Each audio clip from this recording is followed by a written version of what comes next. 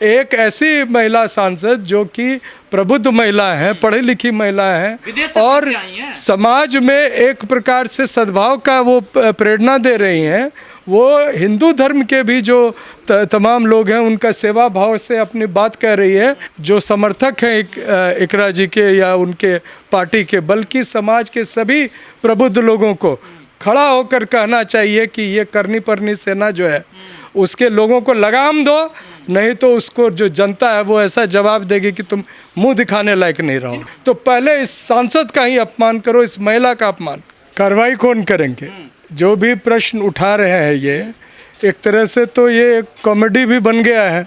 Reel चल रहे हैं, लोग उनकी बातों को सुनते हैं और इस पर तमाम जो मीम है वो बन रहे हैं। इंस्टाग्राम पे आप देख रहे होंगे, अलग बड़े बड़े लोग इस पे बने शब्द बोलेंगे ये लोग इस तरीके नहीं। लेकिन सबसे गंभीर सवाल आपने उठाया कि जो दो बातों को इन लोगों ने जो कहना शुरू किया है, एक जो आपने पहले कहा, मैं तो उसको दोहराने में भी मुझे ठीक नहीं लग रहा है, लेकिन जो अभी गंभीर बात उन्होंने कही कि ये कहाँ कहाँ मुंह मारी है, तो ये सब बातें जो है इसको तो आप देखे होंगे कि संसद में जो हम लोग आपसे बात कर रहे हैं उसको रेगुलेट करने के लिए और कार्रवाई करने के लिए कानून ले आए।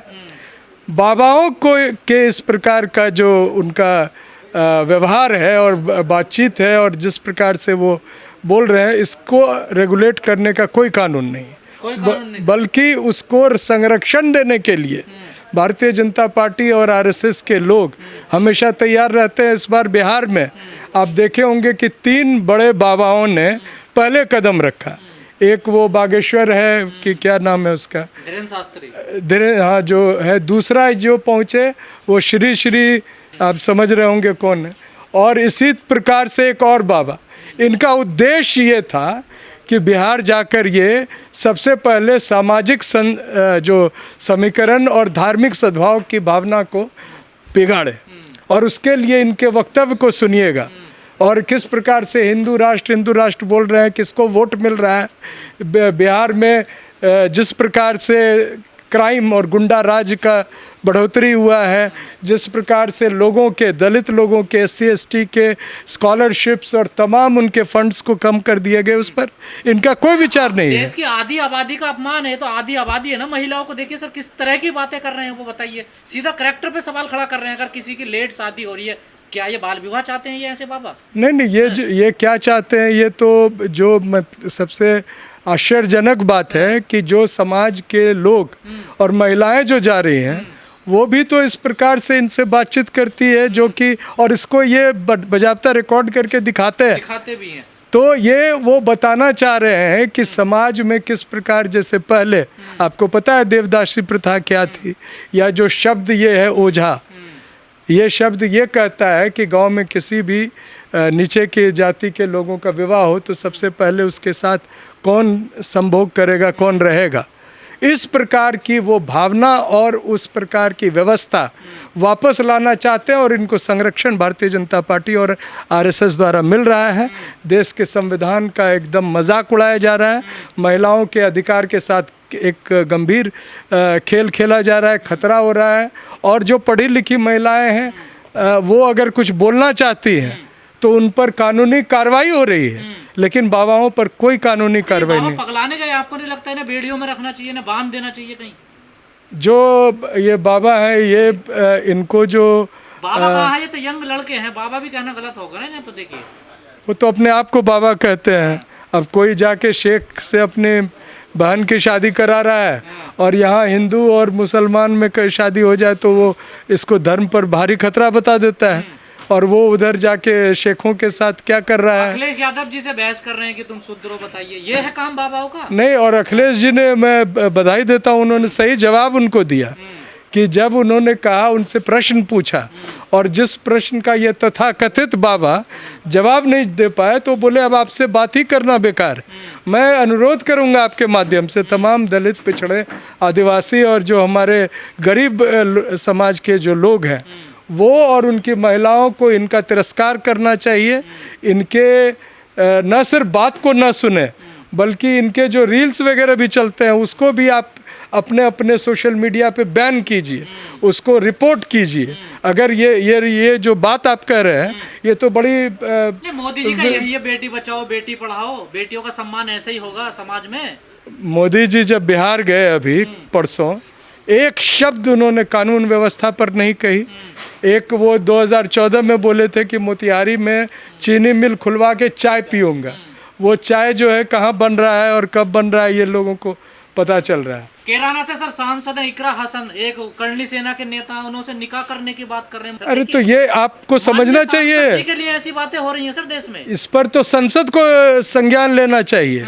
ये उनके प्रिविलेज के ही नहीं खिलाफ है, बल्कि तमाम महिलाओं के साथ जो अन्याय और हो रहा है, जिस प्रकार से अपमान हो रहा है, इसके लिए मैं समझता हूँ कि न सिर्फ जो समर्थक हैं इकरा जी के या उनके पार्टी के, बल्कि समाज के सभी प्रबुद्ध लोगों को खड़ा होकर कहना चाहिए कि ये करनी परनी सेना जो है उसके लोगों को लगाम दो, नहीं तो उसको जो जनता है वो ऐसा जवाब देगी कि तुम मुंह दिखाने लायक नहीं रहोगे। इनको सह कहाँ से मिल रही है सर, जो सांसद तलक को नहीं छोड़ रहे हैं? देखिए सर, देखिए दो बातें हुई है। इन सांसद महोदया के साथ एक एसडीएम भी उसी दिन अपमान करता है, और ये सोची समझी साजिश के तहत हो रहा है। एक ऐसी महिला सांसद जो कि प्रबुद्ध महिला है, पढ़ी लिखी महिला है और समाज में एक प्रकार से सद्भाव का वो प्रेरणा दे रही हैं, वो हिंदू धर्म के भी जो तमाम लोग हैं उनका सेवा भाव से अपनी बात कह रही है, तो उसके भाव को कहीं लोगों के द्वारा ग्रहण नहीं किया जाए, उसके जो लोग हैं उसको सही नहीं मानने लगे, तो पहले इस सांसद का ही अपमान करो, इस महिला का अपमान करो। तो क्या ये लोग महिला विरोधी हैं क्या सब, ये जो आजकल इसमें क्या दो राय है कि ये आप तो देखते हैं कि तुलसीदास जी के समय से ही जब ढोल पशु और शूद्र के साथ किनका जिक्र होता है, नारी का, तो ये उनकी मानसिकता वही है, कोई तब्दीली नहीं हुई है। आज भी ये जो समाज की महिलाएं हैं उनको एक प्रकार से जो नीचे की जाति के साथ जो दुर्व्यवहार करते हैं उससे भी खराब व्यवहार ये कर रहे हैं। यही संस्कृति है इनकी, प्राचीन संस्कृति यही है, महिलाओं को इस प्रकार बोलना, ऐसे बोलना, मुंह मारना, शादी करना, निकाह करना, क्या क्या कर रहे हैं संस्कार। तो आप देखे होंगे कि एक वायरल हो रहा है वीडियो एक बीजेपी के एमएलए का, और वो साहब जो है सो अभी आप लोग देखे होंगे शायद, वाला क्या नहीं वो अपना वो पार्टी कर रहे हैं, और वो हाँ, तो जिस प्रकार से ऐसी बातें जो लोग कर रहे हैं उनका संस्कार तो झलक रहा है। कहते हैं हमारी संस्कृति बहुत महान है, महिलाओं को देवी माना जाता है। जो संस्कृति को महान बता रहे हैं सबसे पहले वही अपमान करवाते हैं महिलाओं का।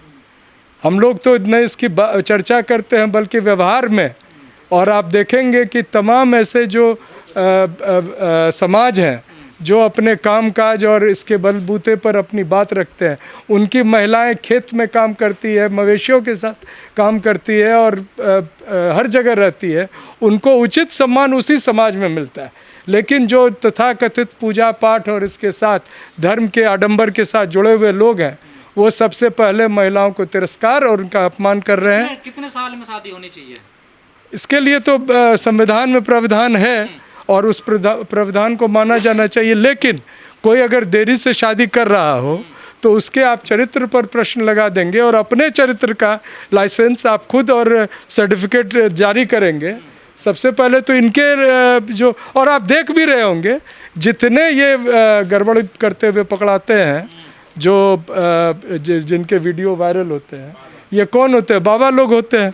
ये धर्म के नाम पर किसी को मूर्ख बनाकर, किसी के चाय में कुछ मिलाकर, किसी के प्रसाद में मिलाकर ये अपना कुकर्म जारी किए हुए हैं। सर ये तो बाबा एक शंकराचार्य हैं, अभिमुक्तेश्वर आनंद, जो उत्तराखंड पीठ के चीफ हैं। उन्होंने कहा है कि जो संविधान है वो समाज को दो भागों में बांटता है, आरक्षित नॉन आरक्षित। उन्होंने संविधान पे ही जो उंगली उठा दी है। वो तो शुरू से ही उठा रहे हैं। मैं तो अब आप जो मूल प्रश्न आपने किया था, सबसे दिक्कत की बात है तमिलनाडु का मैं एक केस बताना चाहता हूँ, जहाँ वो जो जगत गुरु अपने आप को कहते हैं और जो उनकी जो आश्रम है उसमें तमाम जो नाबालिग बच्चियों के साथ जिस प्रकार से किया गया है दुर्व्यवहार, और वहाँ पर उनको सरकार, जब तमिलनाडु की डीएमके सरकार कार्रवाई करती है तो भारतीय जनता पार्टी और उनके लोग उनके समर्थन में जाकर वहाँ पर ये करते हैं, और ये भूल जाते हैं कि उस समाज में जिन महिलाओं के साथ अपमान हो रहा है, ये उनके भी घरों के हो सकते हैं। इसलिए शीशे के घर में रहने वाले दूसरों पर पत्थर ना फेंकें तो बेहतर होगा।